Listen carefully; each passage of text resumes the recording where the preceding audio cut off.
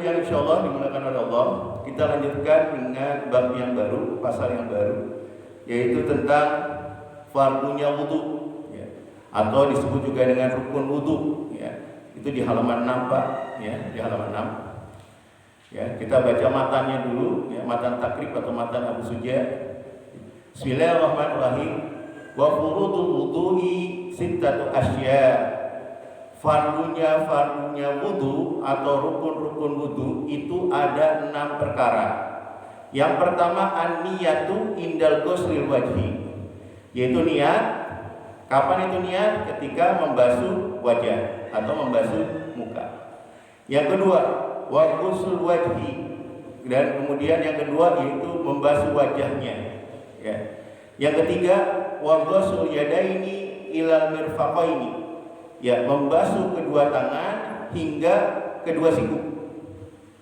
Dan yang keempat wa masul ba'il ra'si, ya. Jadi mengusap, ya. Ini bedanya dengan sebelumnya ghuslun dengan masuk itu mengusap. Itu mengusap sebagian kepala, ya. Yang keempat yaitu mengusap sebagian kepala.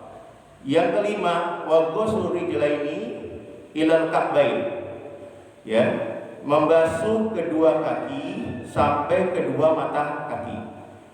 Dan yang keenam ada tartib ala ma dzakarnahu, ya, berurutan atas apa yang kami telah sebutkan. Nah, itu matannya, ya Pak. Itu matan takrib atau disebut juga dengan matan Abu Sufyan. Nah, kita ke sarahnya, Pak. Kita pakai sarah, yaitu sarah kitab Kifayatul Ahyar, kitabnya Pak, ya. Kita berbahasa Arab, ya.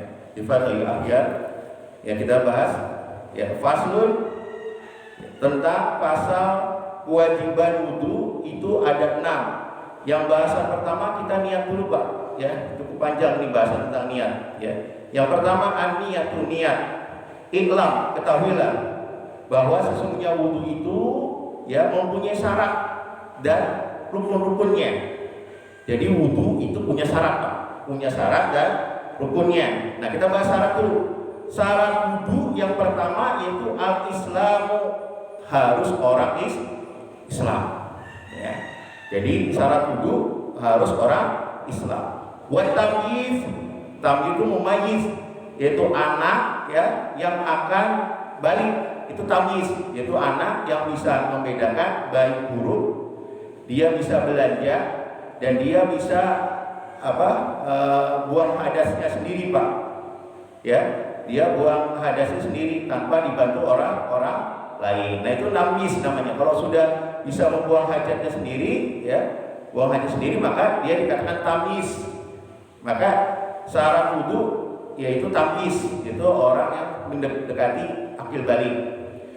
Kemudian wa tahuru ruqiyatul ma, jadi air yang suci dan mensucikan. Kemarin kita sudah bahas, ya Pak, air suci yang mensucikan. Bukan hanya air suci tapi juga mensucikan.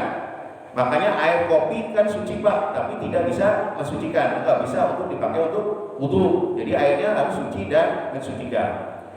Kemudian syarat selanjutnya yaitu tidak adanya penghalang yang nampak, ya, seperti kotoran Pak. Jadi sebelum wudhu kalau ada kotoran, kotorannya harus dibersihkan, ya, jangan sampai tidak dibersihkan. Selanjutnya, ya, tidak adanya penghalang yang sifatnya syar'i. Apa sifatnya syar'i Pak? Seperti haid dan nifas. Bagi perempuan haid, ya, kemudian nifas, itu tidak bisa Pak, ya, karena itu penghalang untuk wudhu, ya. Jadi seperti itu Pak, ya. Jadi syarat dari wudhu adalah tidak adanya penghalang yang sifatnya syar'i, yaitu haid dan nifas. Kemudian selanjutnya wadhulul waktu, masuknya waktu, ya, harus masuk waktu bagi orang-orang yang berkebutuhan khusus Pak, ya. Jadi orang-orang yang berkebutuhan khusus siapa? Kalau mustahadhah, ini wanita-wanita yang selalu keluar darahnya Pak, itu namanya darah istihadah, darah penyakit. Atau orang yang salisil baul, orang yang selalu beser, dan juga orang yang selalu keluar buang angin terus Pak. Nah, itu kan gak bisa kecuali pada saat waktunya, sudah masuk waktu waktu sholat. Jadi kalau di luar waktu sholat dia nggak bisa Pak, dia harus masuk waktu sholat, ya seperti itu. Nah, jadi itu syarat wudhu Pak. Ya, jadi ada syarat